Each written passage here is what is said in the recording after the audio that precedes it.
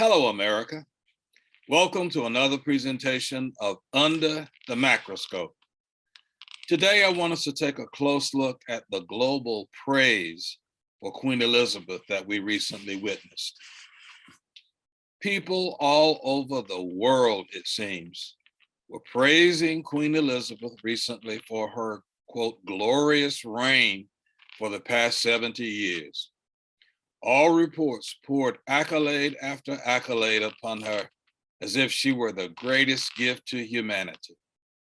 However, none of the reports, to my knowledge, mentioned that during the Queen's 70-year reign, the continent of Africa was and still is being raped of her precious resources, and Great Britain is listed as the principal rapist. Listen to what John Hillary, executive director of an organization called War on Want, had to say in the preface of an article, "The New Colonialism, Britain's Scramble for Africa's Energy and Mineral Resources."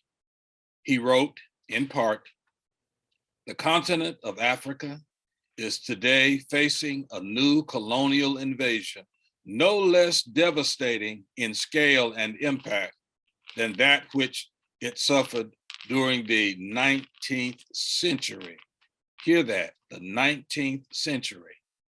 As before, the new colonialism is driven by a determination to plunder the natural resources of Africa, especially its strategic energy and mineral resources. At the forefront of this scramble for Africa are British companies actively aided and abetted by the UK government. This report reveals the degree to which British companies now control Africa's key mineral resources, notably gold, platinum, diamonds, copper, oil, gas, and coal. It documents how 101 companies listed on the London Stock Exchange, most of them British, have mining operations in 37 sub-Saharan African countries. They collectively control over $1 trillion worth of Africa's most valuable resources. $1 trillion. The UK government has used its power and influence to ensure that British mining companies have access to Africa's raw materials. This was the case during the colonial period and is still the case today during Queen Elizabeth's 70-year reign. The report exposes the long-term involvement of the British government, whether Labour or Conservative, through its trade and investment policies to influence and control British companies' access to raw materials and the way trade is conducted in Africa. It has been secured through a revolving door between Whitehall and British mining companies, with at least 5 British government officials taking up seats on the boards of mining companies operating in Africa.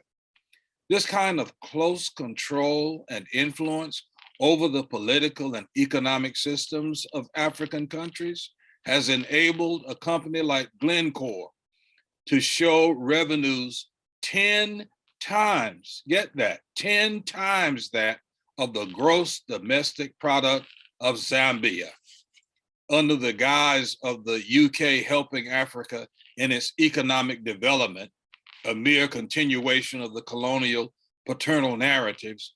$134 billion has flowed into the continent each year in the form of loans, government investment, and aid. However, he writes, the British government has aided and abetted the extraction of $192 billion from Africa, mainly in profits by foreign companies tax dodging, and the cost of adapting to climate change. This report also highlights British mining companies being at the forefront of environmental degradation in Africa.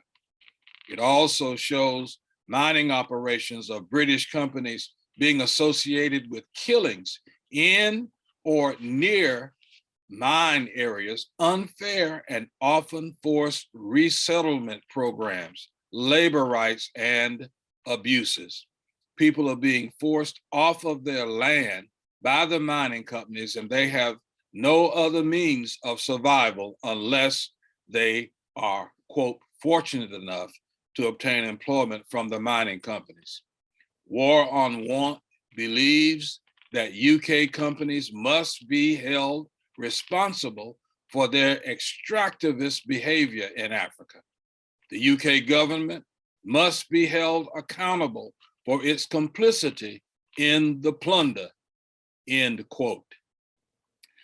I would encourage every citizen worldwide to denounce this form of, quote, modern day slavery, the glut and greed that is literally destroying Africa at the expense of human dignity and rape of Africa's bountiful resources must stop.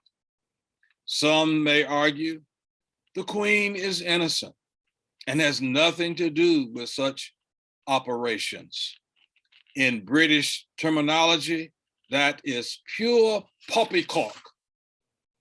Even the Queen knows that slavery is wrong and that there is absolutely nothing royal about destroying other people's lives just because one is dumb and stupid enough to ignore human decency.